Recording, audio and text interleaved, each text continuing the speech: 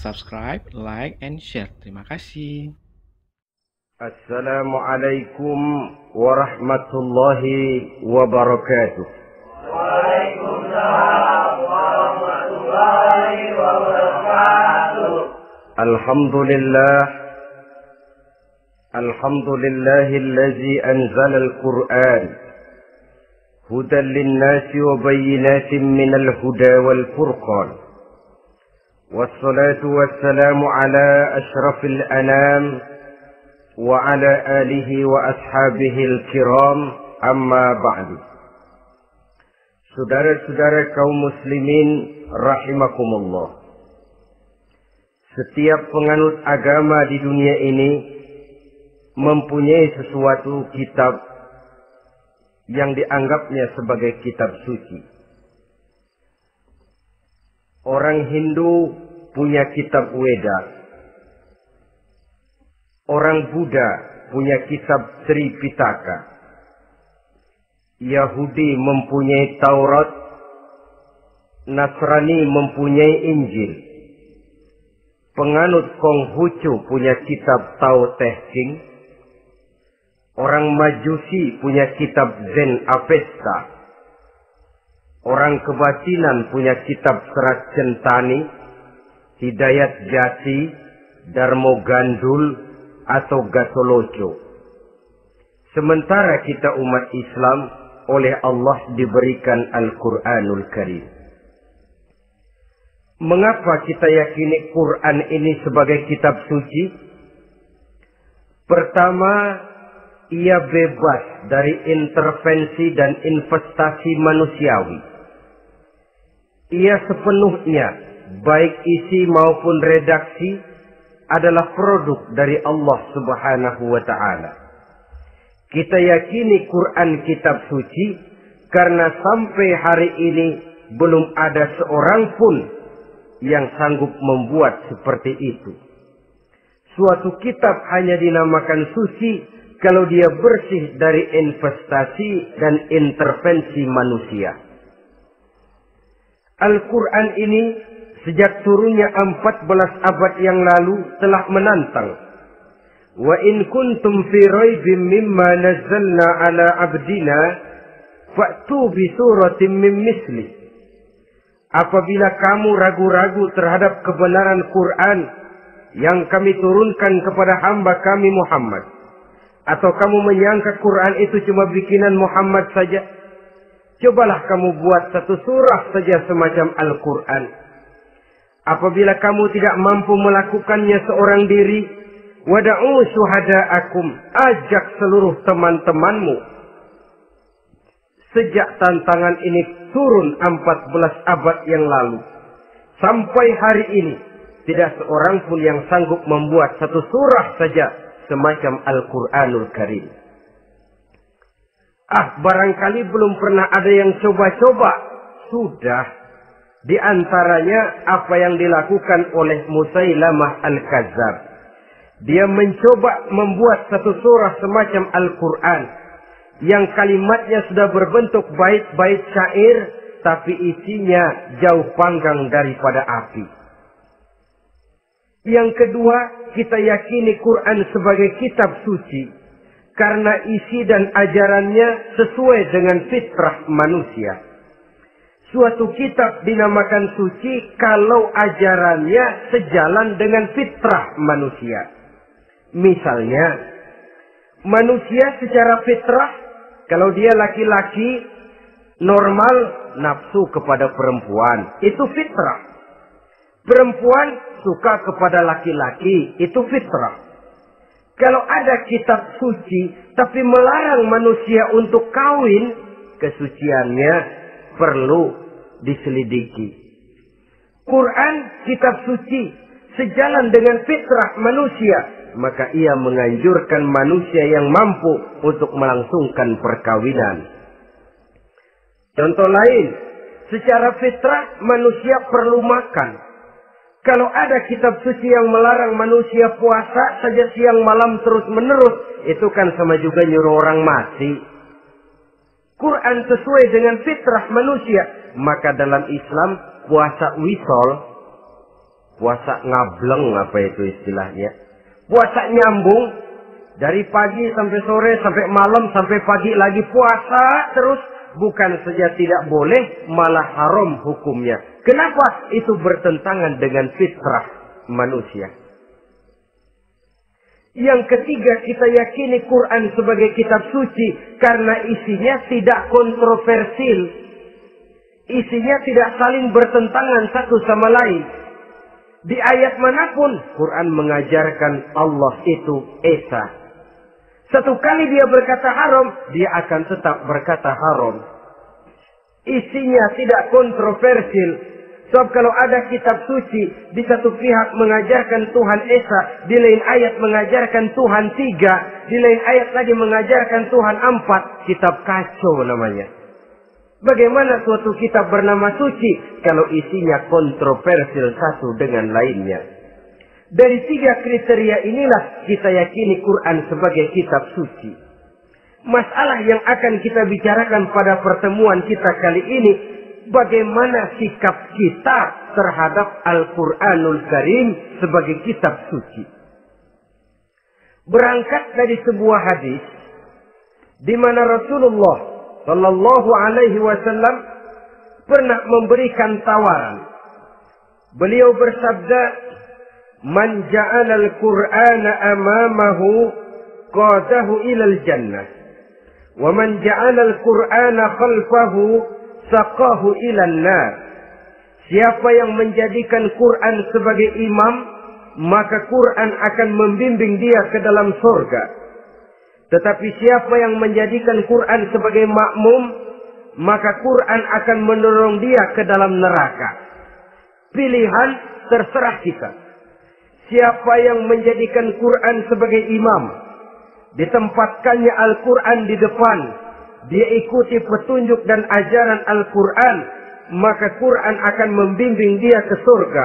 Surga dunia, lebih-lebih lagi surga akhirat. Tetapi sebaliknya, siapa yang menempatkan Quran di belakangnya, dia belakangi Al-Quran, dia belakangi perintah dan ajaran-ajaran Al-Quran, dia perturutkan hawa nafsunya dalam kehidupan ini, maka Quran akan mendorong dia ke dalam neraka. Ya, neraka dunia, lebih-lebih lagi neraka akhirat. Pilihan terserah kita. Saya mau tanya, kira-kira Quran dalam hidup kita jadi imam apa jadi makmum? Imam apa makmum? Kalau Quran jadi imam, artinya kita umat Islam jadi makmum. Resiko dan logika tentu. Makmum harus ngikuti imam. Imam takbir, makmum takbir. Imam ruku, makmum ruku. Imam sujud, makmum sujud.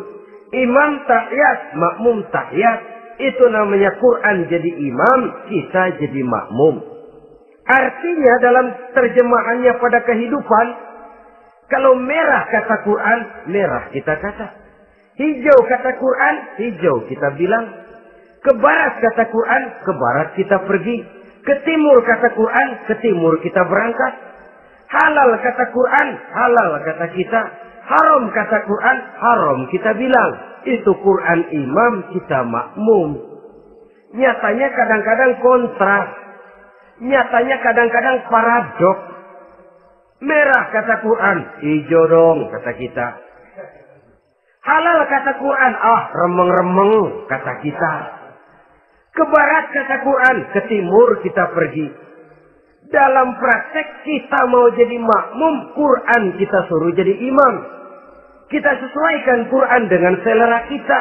Mana-mana ayat yang menguntungkan, mana ayat yang sesuai dengan mau kita, itu yang kita baca kuat-kuat. Itu yang kita canangkan ke tengah masyarakat ramai. Tapi manakala Quran itu bertentangan dengan nafsu kita, bertentangan dengan gaya dan kepribadian kita, kita umpetin itu Quran. Kalau kita cuma umpetin lumayan, kadang-kadang kita tuduh Quran ketinggalan zaman. Kita anggap Quran tidak relevan lagi dengan situasi dan kondisi. Kalau sudah begitu, sudah menyeberang terlalu jauh namanya. Saudara-saudara kaum muslimin rahimakumullah. Inilah makna hadis Nabi yang diriwayatkan dari Imam Ali bin Abi Thalib, bersabda Rasul, "Man qara'al Qur'ana fastazharahu fa ahalla halalahu wa harrama haramahu adkhalahul jannah." Barang siapa yang membaca Al-Quran lalu memperhatikannya, kemudian menghalalkan yang halal dan mengharamkan yang haram, maka Allah akan memasukkan orang itu ke dalam surga. Ya surga dunia, ya surga akhirat. Apabila kita renungi hadis ini, maka untuk berimam kepada Al-Quran ada 3 jalan utama yang harus kita laksanakan. Pertama, dari kalimat man qara'al Qur'an, barang siapa yang membaca Al-Quran. Ini artinya siapa yang ingin menjadikan Quran sebagai imam di dalam kehidupan, jalan pertama yang harus ditempuhnya menanamkan kegemaran membaca Al-Quranul Karim. Al-Quran gharibun fima baina qaumin la yaqra'una. Quran akan jadi asing, Quran akan jadi aneh kalau terletak di tengah rumah orang Islam yang tidak suka membaca Al-Quranul Karim. Jadi langkah pertama, tanamkan kegemaran membaca Al-Quran. Saya tidak menyalahkan kalau remaja kita gandrung kepada Stevie Wonder. Baik kalau mereka senang kepada suara emasnya Michael Jackson atau suaranya Madonna. Tapi kalau sampai harus mengalahkan kecintaan mereka kepada membaca Al-Quran, ini ironi. Sebagai orang tua, kalau anak-anak kita buta huruf Latin, katanya menghambat pembangunan. Bahkan pemerintah saja menggalakkan bebas 3B itu. Buta aksara diantaranya, supaya rakyat bisa membaca huruf Latin. Kalau anak-anak kita buta huruf Latin, katanya menghambat pembangunan. Bagaimana kalau anak-anak kita buta huruf Quran? Jelas saja menghambat proses kesadaran dan kebangkitan dari dunia Islam itu sendiri. Satu contoh ringan. Dulu sebelum pembangunan merata, listrik belum lagi masuk desa, kampung gelap, rumah pakai lampu minyak. Kalau kita masuk kampung, terasa banyak orang Islam. Kenapa? Di rumah sebelah sana kita dengar anak muda sedang latihan baca rawi. Sebelah sini ibu-ibu sedang selawatan. Di rumah sana remaja sedang baca Quran. Pembangunan maju, listrik masuk desa. Alhamdulillah. Tapi apa yang kemudian terjadi? Proses pergeseran nilai. Setelah listrik masuk desa, radio main kenceng-kencengan. Televisi main gede-gedean. Baca Quran sudah barang aneh, langka. Tengoklah sekarang kalau kita masuk kampung, ada yang remaja sedang baca Quran. Rasanya kok aneh, nggak umum. Sesuatu yang baik malah menjadi nilai-nilai keanehan. Saudara-saudara kaum muslimin rahimakumullah, tanamkan kegemaran membaca. Dalam satu hadis Nabi pesan, nawiru buyutakum bitilawatil Quran. Sinari rumah tanggamu dengan bacaan Quran. Sebab listrik ini cuma bisa menerangi gelap, tapi tidak akan sanggup menerangi hati manusia. Quran produk Allah dibaca dalam segala keadaan, tepat dan pantas. Lihat saja, orang sedih baca Quran, terhibur. Orang gembira baca Quran, tidak lupa diri. Di rumah mewah ada yang baca Quran, bagus. Di gubuk reot di pinggir kali ada yang baca Quran, cocok. Orang kawin dibacakan Quran, bagus. Orang mati dibacakan Quran, tidak jelek. Dalam segala keadaan, in all season, bahasa kerennya, dia pantas dibaca. Saudara-saudara, bahkan orang sakit gigi pun kalau dengar baca Quran, tidak marah. Coba lihat. Dia senang benar lagu Michael Jackson, tapi giliran sakit gigi. Coba setelin lagu Michael Jackson, kalau nggak mencah-mencah. Kamu gila apa nggak tahu saya lagi sakit gigi? Tapi coba bacakan Quran. Dia pasti tidak marah. Begitu besar daya pengaruhnya. Bahkan Abu Jahal sama Abu Lahab pernah rapat. Kata Abu Jahal sama Abu Lahab, Mas Lahab, gini loh Mas. Kenapa?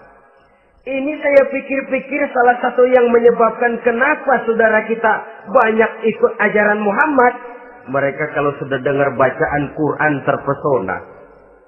Jadi kita blokir saja. Caranya gimana? Kasih pengumuman kepada Quraisy, jangan sekali-kali mau dengerin Muhammad baca Quran. Kamu juga jangan. Dan kamu, saya pun begitu. Mari kita janji, tidak mau dengar bacaan Quran. Salaman. Pulang ke rumah masing-masing. Dapat 1 hari tahan, 2 hari bertahan, 3 hari, seminggu ke atas. Abu Jahal mulai ada semacam rindu. Kangen pengen dengar ayat Quran. Karena secara pribadi dia mengakui keindahan gaya bahasanya jauh lebih tinggi dari kemampuan penyair Quraisy. Isi ajarannya sangat dalam dan menyentuh segi-segi kehidupan manusia. Nggak tahan Abu Jahal kayak dikit-dikit hatinya. Keluar rumah mindik-mindik, ngumpet-ngumpet. Ngempet di rumah Nabi. Pengen dengar Nabi baca Quran. Rupanya Abu Lahab sama. Pikir Abu Jahal, Abu Lahab nggak bakalan keluar. Abu Lahab berpikir, Jahal pasti di rumah. Dua-duanya bareng berangkat ke rumah Nabi. Cuma yang satu dari sebelah barat, yang satu dari sebelah timur. Ngempet, ketemu di sudut, sama-sama kaget. Jahal, loh kamu Lahab? Iya, kamu ngapain? Lah kamu ngapain? Akhirnya sama-sama malu. Sama-sama tidak bisa menahan diri. Akhirnya sama-sama ngakuin. Bagaimanapun kita harus akui bahwa Al-Quran ini mengandung daya pesona yang sangat luar biasa. Itu dari segi bacaan. Belum lagi dari segi ajaran. Belum lagi dari segi isi. Tanamkan kegemaran membaca Al-Quran. Sampai-sampai Nabi katakan, Innal ladzi laisa fi jawfihi syai'un minal Quran kal baitil kharib. Orang yang dari tenggorokannya belum pernah keluar ayat Quran barang sepotong pun, belum pernah ngaji barang seayat pun, itu orang kata Nabi kal baitil kharib, kayak rumah kosong. Rumah kan kalau kosong biar bagus, mewah, besar, perabotannya lengkap. Kalau kosong angker. Setan kuntilanak memedi, betah benar di situ.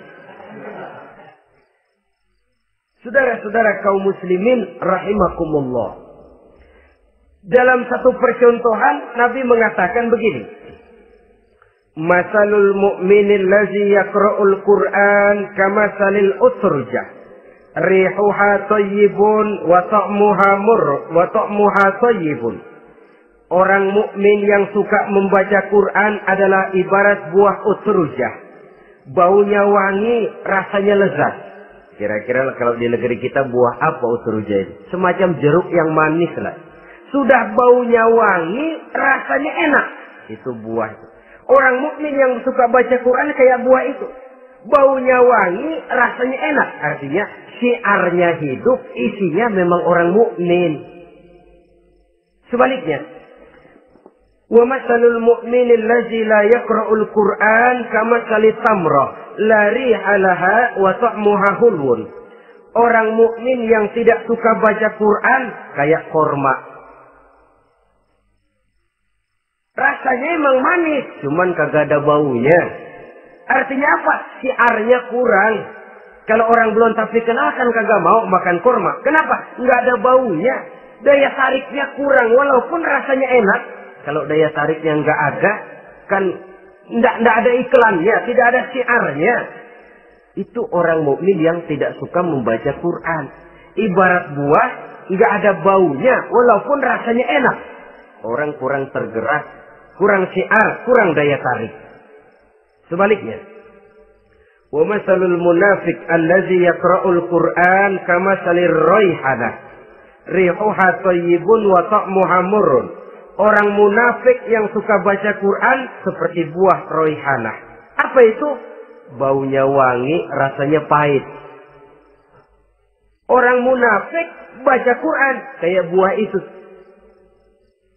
Baunya sih enak, cuman rasanya pahit. Ya munafik baca Quran. Syiarnya sih lumayan, daya tariknya hebat, isinya munafik. Nah, paling jelek orang munafik yang nggak suka baca Quran. Wa masalul munafiqil ladzi la yaqra'ul Qur'an kamasalil hanzalah. Laisa laha rihun wa ta'muha murrun. Orang munafik yang tidak suka baca Quran seperti buah hanzalah. Sudah enggak ada baunya, rasanya pahit lagi. Kalau buah pacek kali. Udah baunya kagak ada, kalau dimakan bikin orang celeng. Saudara-saudara kaum muslimin rahimakumullah. Tanamkan kegemaran membaca Al-Qur'an. Karena membaca Al-Qur'an merupakan ibadah yang besar. Bahkan kata Nabi, afdalu ibadati abdi qiraatul Qur'an. Nilai ibadah yang paling baik dari hambaku adalah ibadah membaca Al-Qur'an. Dalam sholat pahalanya lebih besar di luar sholat daripada di luar sholat. Dengan wudu pahalanya lebih besar daripada tanpa wudu. Mengerti pahalanya lebih besar daripada tidak mengerti. Tapi tidak mengerti pun jangankan membaca, mendengar saja orang baca Quran dengan baik sudah didoakan untuk mendapat rahmat. Berpahala mendengar bacaan Al-Quran walaupun tidak mengerti. Apalagi membaca sendiri, apalagi mengerti apa yang kita baca. Tentu pahala itu akan jauh lebih besar. Ini yang pertama. Tanamkan kegemaran membaca Al-Quranul Karim. Yang kedua, dalam hadis tadi, fastazharuhu. Man qara'al Qur'ana fastazharuhu. Siapa yang membaca Al-Quran kemudian memperhatikannya.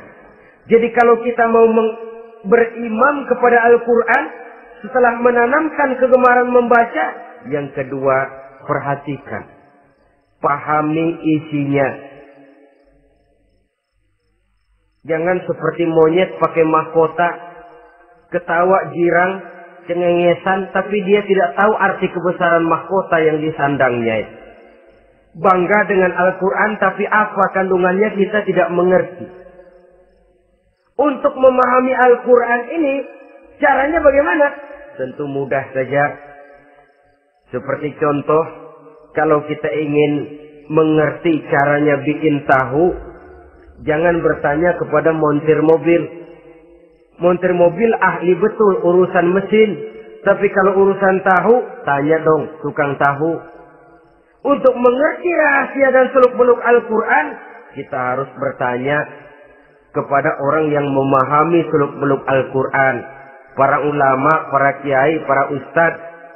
Yang kita tahu kualitas keilmuannya, kita yakini loyalitas dan integritasnya kepada Islam ini. Kenapa? Ayat-ayat Quran itu elastis. Dia dibawa kemana saja mau.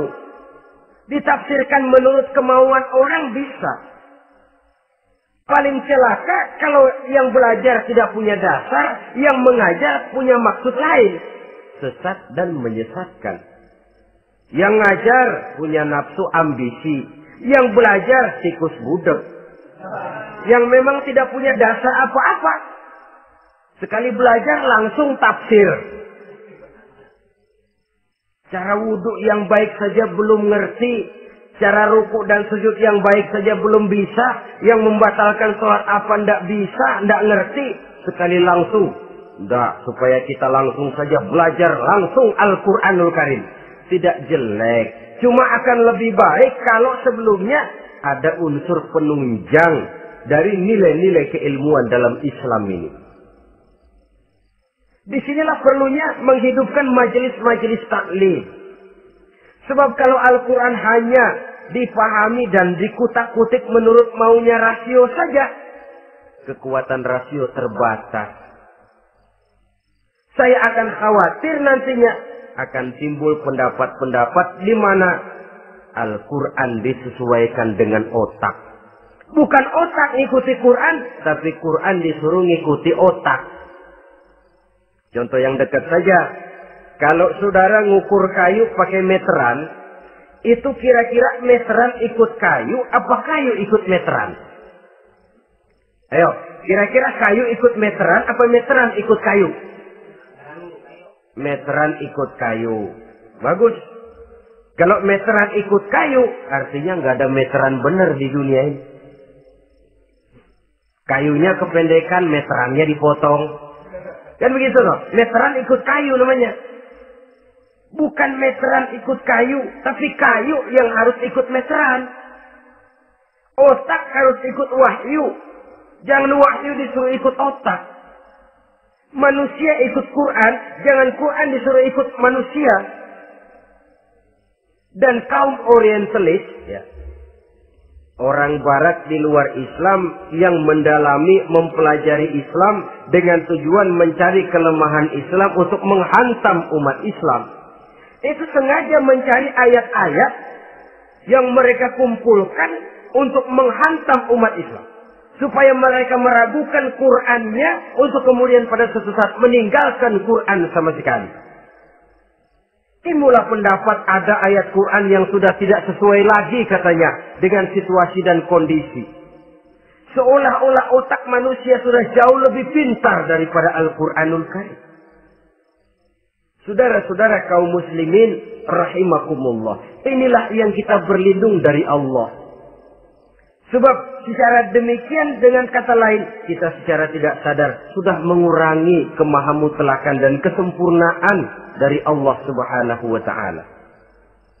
Untuk memahami Al-Quran, maka kita harus bertanya kepada ahlinya. Mengaji, menghidupkan majelis-majelis taklim. Jangan sampai Al-Quran menjadi awam di tengah masyarakat Islam sendiri. Ini jalan yang kedua, memahami isinya. Sehingga dengan demikian, manakala Al-Quran dibacakan orang, pemikiran kita tidak lagi terpusat kepada kemerduan suara orang yang membaca, tapi tertuju kepada isi yang dikandungnya. Sehingga dalam kondisi semacam itu, boleh jadi tiap kali dibacakan Al-Quran, nilai iman makin tambah.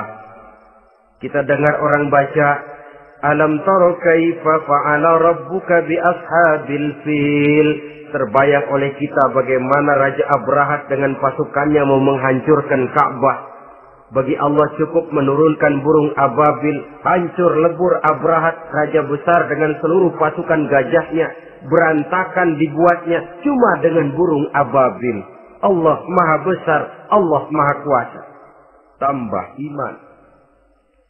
Kalau tidak, ya seperti yang banyak terjadi. Quran menceritakan azab, kita malah kesenangan. Walakum azabun alim. Kamu akan mendapat azab yang pedih. Kita teriak di pojokan, toyib, toyib. Allah, alhamdulillah. Digambarkan azab malah baik-baik. Bahwa kita suka, kita gemar kepada bacaan Quran dengan suara yang merdu, alhamdulillah. Akan lebih baik lagi kalau kita mengerti apa yang dibacanya. Sebab perintah membaca tersirat makna perintah untuk memahami. Perintah memahami tersirat makna untuk mengamalkan. Dengan kata lain, kita hanya bisa mengamalkan Quran dengan baik kalau kita mengerti isinya. Kita hanya bisa mengerti isinya kalau kita rajin membacanya.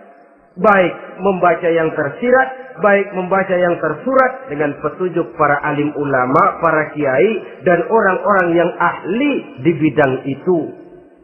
Saudara-saudara kaum muslimin rahimakumullah. Inilah jalan kedua. Upayakan memahami isinya. Hidupkan kajian-kajian agama. Hidupkan majelis-majelis taklim. Jangan sampai Al-Quran asing di hati kita sendiri. Jangan sampai kita awam terhadap makna kandungan dan ajaran Al-Quran. Sementara kita yakini bahwa dialah yang akan bisa membimbing kita menuju kebahagiaan sejak dari dunia sampai ke akhirat nanti. Jalan ketiga untuk berimam kepada Al-Quran. Setelah menanamkan kegemaran membaca, lalu berupaya memahami isinya. Yang ketiga adalah mengamalkannya dalam kehidupan sesuai dengan kemampuan yang kita miliki. Quran tidak akan membawa berkah Kalau ajaran yang terkandung di dalamnya kita baca, tapi kemudian kita injak-injak dalam praktek kehidupan. Quran mengatakan riba haram, tapi praktek kita dalam hidup malah senang betul kepada riba. Quran mengajarkan jagalah kesatuan persatuan dan ukhuwah Islamiyah. Praktek yang kita lakukan malah centang perenang, malah saling bertolak belakang, malah kadang menjegal kawan seiring, menggunting dalam lipatan, ramai kita dengan kita. Lalu kelemahan pun menjadi kenyataan di mana-mana. Quran sekali lagi tidak akan membawa berkah kalau yang kita baca kita injak-injak. Tentang pengamalan Al-Quran ini, Allah Subhanahu wa ta'ala mengklasifikasi manusia dalam firman-Nya. Tsumma awrasna al-kitaba allazina istafaina min ibadina. Kemudian kami wariskan Al-Quran ini kepada hamba-hamba kami yang kami pilih. Ya Allah, coba saja kita lihat ayat ini. Quran kitab pilihan. Diberikan kepada umat pilihan, yaitu kita-kita ini. Lalu bagaimana umat pilihan ini setelah menerima Al-Quran? Terbagi dalam 3 kelompok besar. Pertama kata Allah, فَمِنْهُمْ ظَالِمٌ لِنَفْسِهِ. Di antara mereka ada yang setelah menerima Al-Quran, kemudian zalim kepada dirinya sendiri. Artinya, hanya mulutnya saja yang menerima Al-Quran, tapi perbuatannya menginjak-injak Al-Quran. Orang semacam ini tidak zalim kepada Allah, tidak zalim kepada Rasulullah, tetapi orang semacam ini zalim kepada dirinya sendiri.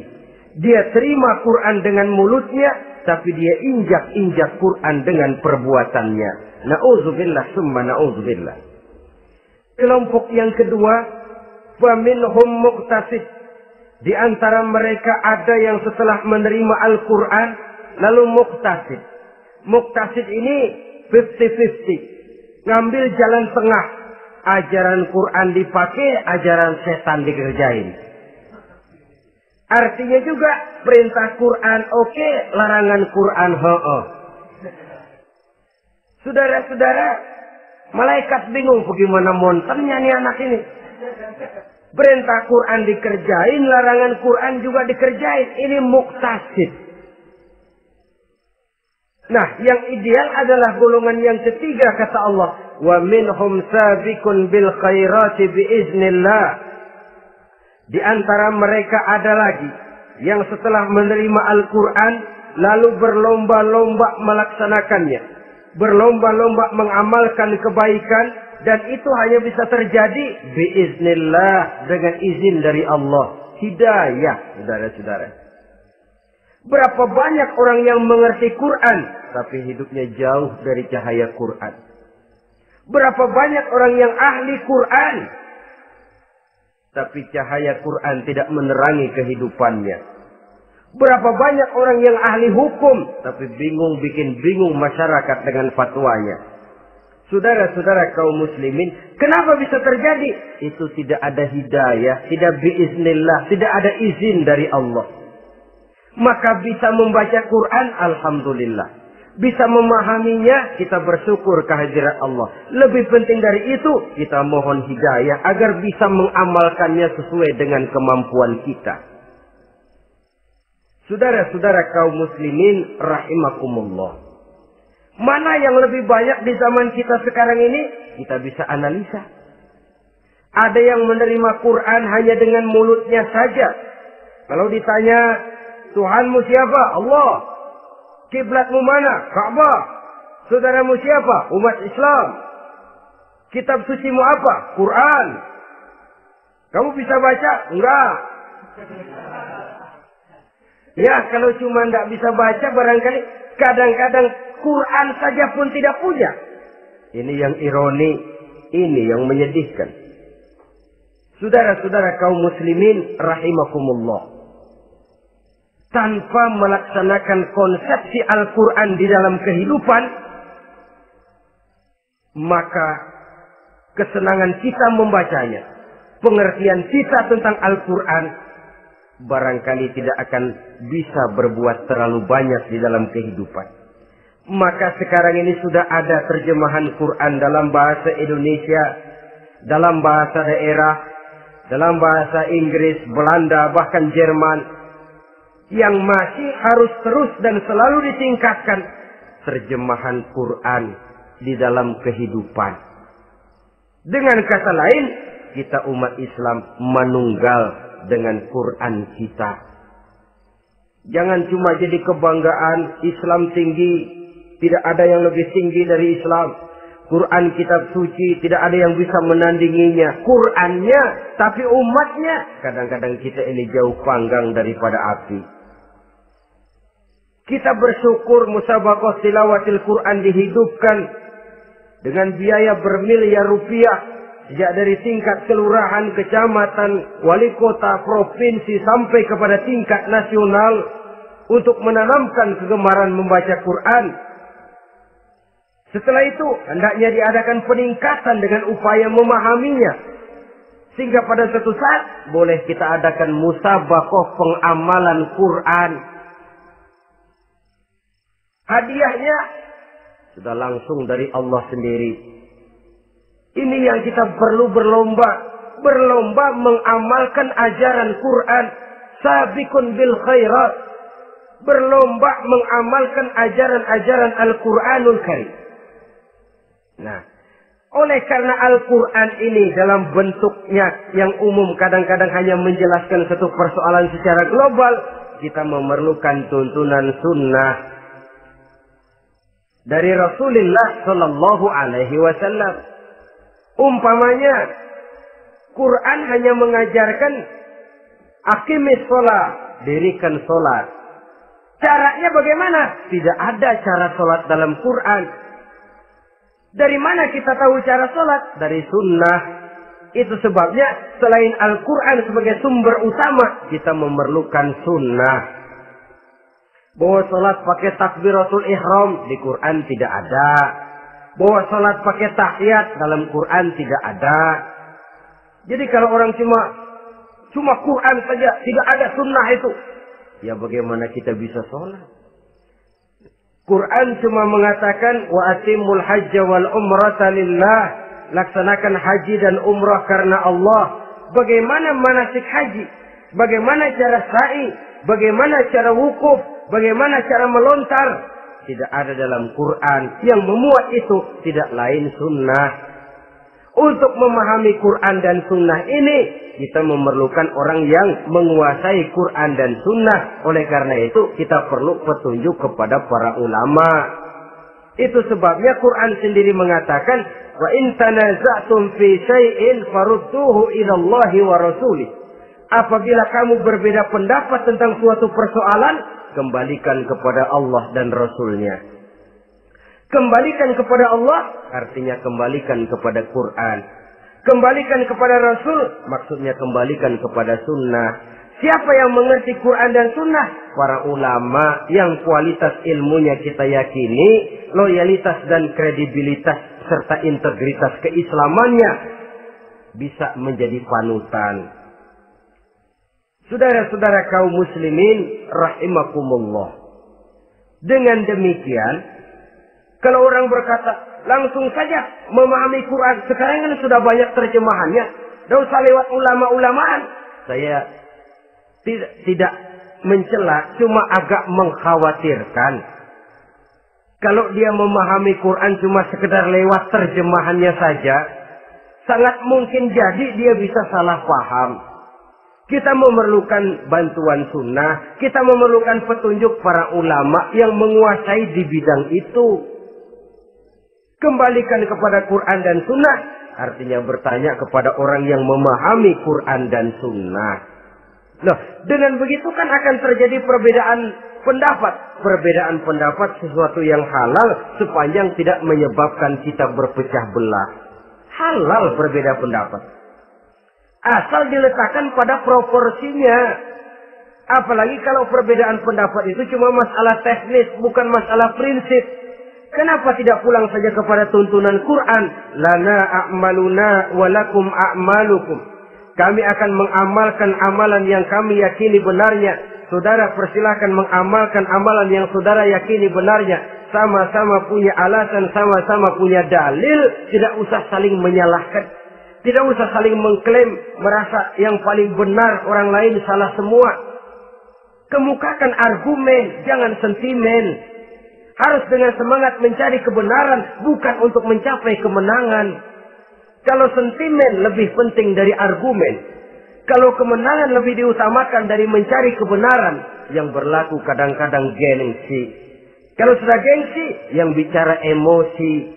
Kalau sudah emosi, istilah kita di kampung, ngambek. Gedean ilmunya sama ambeknya. Kadang-kadang, saya kalau nggak jadi imam, nggak mau sembahyang di situ.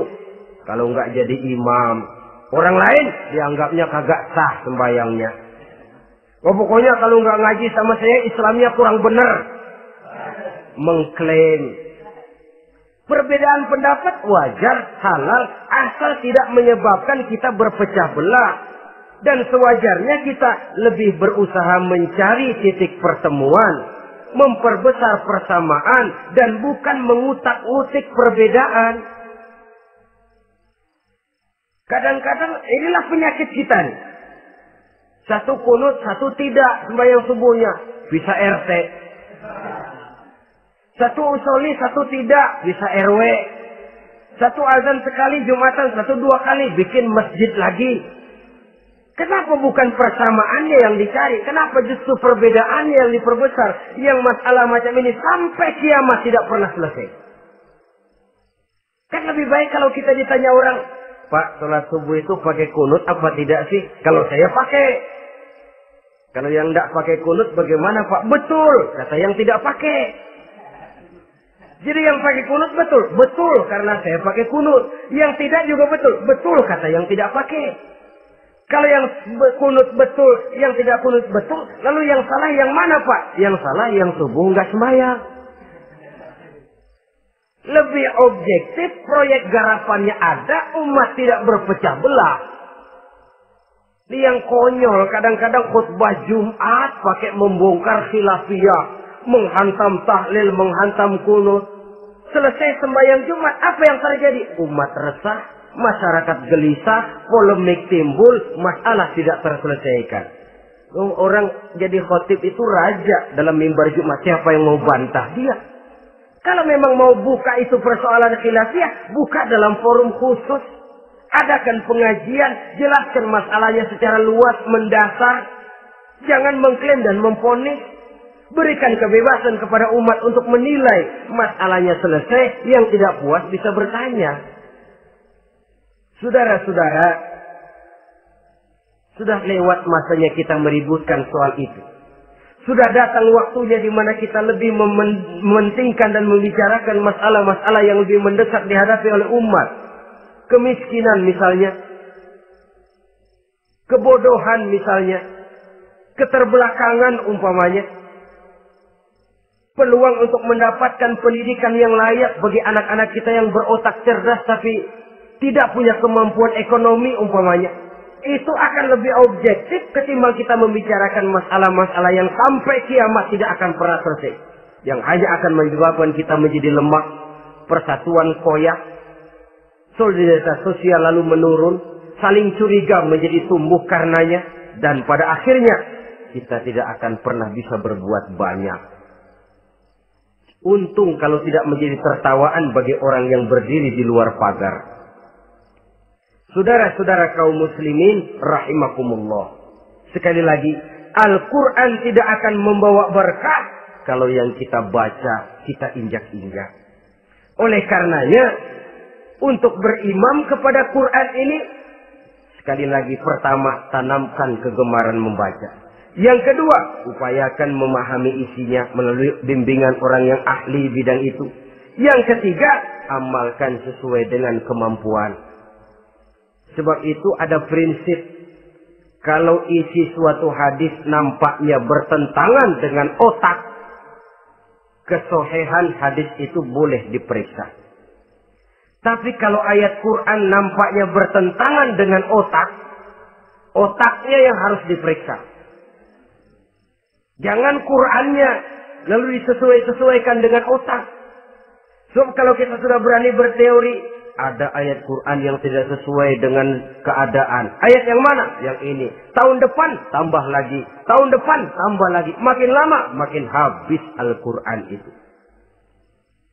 Yang perlu diperbarui cara kita memahami Quran. Bukan dengan mengemukakan teori ayat Quran kehilangan relevansi. Cara kita memahami barangkali yang kurang relevan. Dalam situasi, dalam konteksnya dengan situasi dan kondisi. Jangan lupa, Al-Quran ini kan untuk semua umur. Dia bisa dipahami secara filosofis, dia bisa dipahami dengan kacamata orang awam. Tingkat kemampuan berpikir orang tidak semuanya sama. Kalau semua orang kita mau ajak berfilsafat, merenung dalam-dalam, menerawang tinggi-tinggi, ialah buat mereka yang terjangkau oleh perguruan tinggi.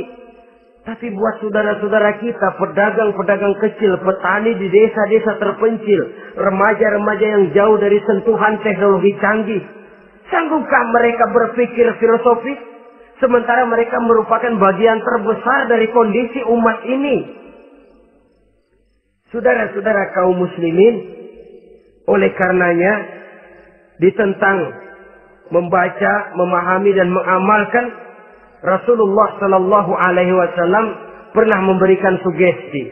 Beliau bersabda, "In aradtum aisas su'ada," apabila kamu menginginkan kehidupan yang bahagia, hidup seperti hidupnya orang-orang yang bahagia, dan tentu ini keinginan kita semua. Wa mautas syuhada, dan menginginkan mati sebagai matinya para syuhada, para pahlawan pembela agama, orang yang mati syahid. Wah, ini sudah tidak duanya ini. Hidup mulia, mati syahid. Dapat dua-duanya. Wan najata yaumal hasri, dan ingin mendapat keselamatan pada hari hasyar, hari pengumpulan manusia di padang mahsyar. Wa zilla yaumal harri, dan mendapat perlindungan dari Allah pada hari yang sangat panas. Wal huda minadh dhalalah, dan mendapat petunjuk dari kesesatan. Nah, ini keinginan semua orang. Kan yang kita cari apa sih? Hidup bahagia. Biar ndak kaya asal bahagia, sudah enak. Lalu apa lagi? Matinya sebagai syahid. Kemudian di hari pengumpulan nanti mendapat keselamatan. Lalu pada saat orang lain kepanasan kita mendapat perlindungan. Kemudian orang lain kebingungan kita mendapat petunjuk. Kalau ini yang diinginkan kata Nabi, resepnya fa'adimu qira'atal Qur'an. Maka lazimkan, biasakan olehmu membaca Quran. Tidak ada terlambat. Idealnya memang dari kecil, sebab lidah kalau sudah kaku berat. Disuruh baca innallaha laghaniyun hamid. Lidahnya berat. Innallaha lampuniyun hamid. Lampuniyun. Laghaniyun jadi lampuniyun. Lidah itu kalau sudah berat ya memang berat. Disuruh baca ya bani Israel. Lidahnya berat. Ya bini Siroil. Jadi ya bini Siroil. Saudara-saudara, idealnya memang dibiasakan dari kecil supaya lidah itu ringan. Kalau tidak ada istilah terlambat. Saya malu Pak, belajar alif-alifan udah gede. Ya jangan alif-alifan, alif beneran. Alif-alifan kapan bisa ya? Alif beneran yang dipelajari. Tidak ada istilah terlambat, tidak ada istilah malu untuk belajar Al-Quran ini. Saudara-saudara kaum muslimin rahimakumullah. Ini sugesti untuk menanamkan kegemaran membaca. Lalu sugesti untuk memahaminya. Tentu banyak ayat, banyak hadis. Mengapa tidak di antara kamu sekelompok orang yang berangkat untuk memperdalam, memahami agama. Falaula nafaro min kulli firqatin minhum ta'ifatun liyatafaqahu fid din. Di tengah kelompok orang yang berangkat belajar teknologi canggih, di tengah grup orang yang mendalami ekonomi, di tengah kelompok orang yang membidangi hukum, di tengah kelompok orang yang sibuk meneliti ilmu-ilmu kedokteran, mengapa tidak ada kelompok orang yang secara takhasus liyatafaqahu fid din, mendalami agama ini, mendalami Quran ini harus ada. Lalu sugesti untuk mengamalkan Al-Quran kelihatan dari peringatan Allah yang kita bisa temukan pada surah Toha ayat 124 sampai dengan 127. Wa man a'rada an zikri, barang siapa yang berpaling dari peringatanku, kata Allah. Barang siapa yang berpaling dari Al-Quran ini, dia terima Al-Quran, dia imani Quran, tapi dia berpaling dari ajarannya, dia injak-injak apa yang seharusnya dia amalkan, dia perturutkan hawa nafsunya, maka kata Allah, fa inna lahu ma'isyatan dhanka, dia akan diberikan satu penghidupan yang sempit. Inna lillahi wa inna ilaihi raji'un. Diberikan hidup yang sempit. Kalau hidup sudah terasa sempit, bagaimanapun luasnya rumah, sempit. Kalau hidup sudah terasa sempit, bagaimanapun banyaknya harta, sumpek. Kalau sudah hidup ini terasa sempit, bagaimanapun luasnya pergaulan, tidak ada tempat kita bertanya, melarikan persoalan, membagi rasa. Siapa yang berpaling dari Quran, dia akan diberikan penghidupan yang sempit. Bukan dagangnya tidak untung, bukan kerjanya tidak digaji, tapi kesempitan hati lebih bahaya loh dari kesempitan ekonomi. Itu di dunia. Di akhirat, wa nahsyuruhu yaumal qiyamati a'ma. Di akhirat nanti dia akan dikumpulkan oleh Allah dalam keadaan buta. Ya Allah, ya Rasul. Padahal ke akhirat kita baru tumben. Sekali ke akhirat buta. Masya Allah. Di tempat kita lahir saja, kalau tadinya kita melihat, tahu-tahu menjadi buta, kita bingung. Padahal jalan sudah pernah kita lihat, arah sudah pernah kita tahu. Bagaimana di padang mahsyar nanti? Kemana jalan yang akan ditempuh? Kepada siapa kita hendak bertanya? Mana teman, mana istri, mana anak? Buta pula kita. Satu kesengsaraan yang merupakan puncak kesengsaraan. Dikala itu orang yang semacam tadi protes. Rabbi, lima hasyartani a'ma wa qad kuntu basira.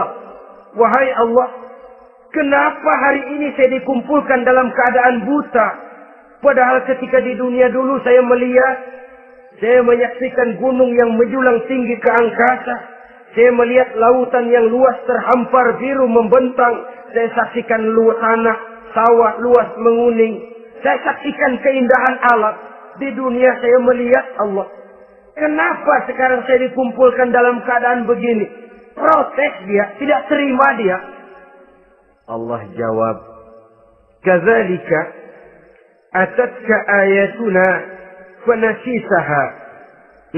Kata Allah, begitulah memang.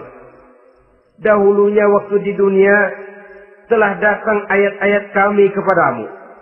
Telah turun Al-Quran. Telah datang agama. Fanasisaha. Tapi kamu lupakan dia. Kamu lupakan Quran. Kamu lupakan Islam. Datang ayat, turun Quran, turun agama. Kamu belaga pilon. Kamu belaga enggak tahu. Wa kadzalikal yauma tunsa. Maka hari ini pun begitulah kamu dilupakan. Sebagaimana dulu waktu di dunia, kamu telah melupakan ayat-ayatku, melupakan kitabku, melupakan ajaran-ajaranku. Hari ini kamu pun dilupakan. Seolah-olah Tuhan cuma nggak bilang, mereka protes, Tuhan, kenapa saya buta padahal di dunia saya ngelihat. Kata Tuhan, kalau bahasa kita, lu rasain. Lu sih, kenapa dulu di dunia? Pura-pura nggak lihat. Kenapa waktu di dunia? Pura-pura nggak tahu. Kenapa waktu di dunia? Kamu lupakan Quran. Maka hari ini pun engkau kami lupakan. Wa kadzalikal yauma tunsa. Wa kadzalika najzi man asrafa wa lam yu'min bi ayati rabbih wal azabul akhirati asad wa abqa. Demikianlah kami membalas orang yang berlebih-lebihan, orang yang melampaui batas dan tidak mau beriman kepada ayat-ayat Tuhannya, dan sungguh siksa akhirat itu lebih dahsyat dan lebih kekal. Siksa dunia mungkin kelaparan, kekurangan ekonomi, kekurangan pakaian, tapi berapa hari paling lama seumur manusia? 70 tahun umur kita, ya paling lama begitulah. Tapi siksa akhirat, kesengsaraan akhirat, kesengsaraan neraka, asyaddu wa abqa, lebih dahsyat dan lebih kekal. Di zaman sekarang orang bukan cuma berbuat potong kompas, berpikir pun potong kompas, berpikir pun ngambil jalan pintas. Dia lebih memilih kesenangan yang sedikit dengan mengorbankan kesenangan yang abadi. Dia mengejar surga yang sebentar dengan menghancurkan surga yang kekal. Dicarinya surga dunia, hidup cukup, rumah bagus, makan bagus, pakaian bagus, istri bagus, dengan menghalalkan segala macam cara, berpaling daripada kehidupan agama, lalu menginjak-injak Al-Quranul Karim. Kita berlindung kepada Allah. Jangan sampai dimasukkan dalam kelompok yang di akhirat nanti dibangkitkan dalam keadaan buta. Na'udzubillah summa na'udzubillah. Di sini kita terkesan dengan apa yang dikatakan Sayyid Muhammad Abduh. Al-Islam mahjubun bil muslimin. Kebesaran Islam kadang-kadang tertutup oleh tingkah laku umat Islam sendiri. Keluhuran dan kesempurnaan Al-Quran tertutup oleh kebodohan umat Islam. Sedangkan untuk mengungkapkan rahasia Al-Quran ini diperlukan keahlian yang kompleks. Saudara yang di Fakultas Teknik belajar teknologi, buka rahasia Quran di bidang teknologi. Saudara yang di bidang kedokteran, buka rahasia Al-Quran di bidang kedokteran. Saudara yang ahli geologi, pelajari struktur kulit bumi dengan mengungkap rahasia Al-Quran. Sehingga pengkajian kita tentang teknologi, pengkajian kita tentang angkasa luar, pengkajian kita tentang anatomi manusia akan berakhir kepada Subhanaka ma khalaqta hadza batila. Ya Allah, tidak satu pun yang Engkau ciptakan ini sia-sia. Perut bumi mengandung minyak, timah, kekayaan yang berharga untuk manusia. Mempelajari angkasa luar bisa memahami musim dan menyelamatkan manusia. Mempelajari rimba belantara, teknologi canggih, akhirnya akan memperkuat nilai-nilai iman. Menerjemahkan ajaran Quran lewat disiplin ilmu yang kita kuasai masing-masing, untuk kemudian bekerja sama bahu-membahu dalam rangka mengimani Al-Quran, mengamalkan Al-Quran, dan mengawal keluhuran Al-Quranul Karim yang atas dasar tuntunannya kita hidup, untuknya kita berjuang, dan dalam bimbingannya kita ingin kembali menghadap Allah Subhanahu wa Ta'ala. Inilah pertemuan yang singkat ini. Mudah-mudahan kita diberikan kekuatan oleh Allah untuk berimam kepada Al-Quran, menjadikannya sebagai pedoman utama di dalam kehidupan kita. Terima kasih atas segala perhatian. Mohon maaf atas segala kekurangan. Usikum wa nafsi bitaqwallah. Wassalamualaikum warahmatullahi wabarakatuh.